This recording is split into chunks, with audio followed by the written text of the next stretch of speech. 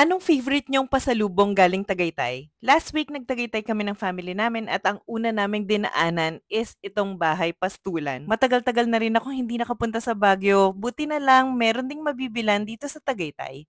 Ang dami nilang products so ang hirap mamili kung anong mga bibilhin mong pasalubong. But may mga favorites ako kaya minsan pag maraming tao or nagmamadali, ito na lang yung pinipick up ko ng mabilis.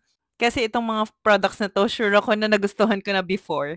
If meron kayong alam na masarap pang bilhin dito sa Bahay Pastulan, share naman. Ito yung mga binili ko, angel cookies, snowballs, alfahor at syempre hindi mawawala ang ube jam. Alfahor yung pinaka-favorite ko. Ever since natikman ko 'to, talagang ito na yung lagi kong binibili. Para siyang shortbread cookies na may caramel-like filling, tapos coated with powdered sugar. Needed lang 'to naka-ref kaya medyo mas mabilis masira. But ang sarap! Yung angel cookies, parang crunchy oatmeal cookies naman, ang sarap din nito. Bagay na bagay siya sa kape. At syempre, the best ube jam for me. Rich, creamy, and made from 100% ube. Snowballs naman, kalasa din yung cookies niya nung sa Alfahor, pero yung filling nito, may mga peanuts. Okay din to. Ano pa ba yung mga dapat kong i-try next time? Share naman dyan.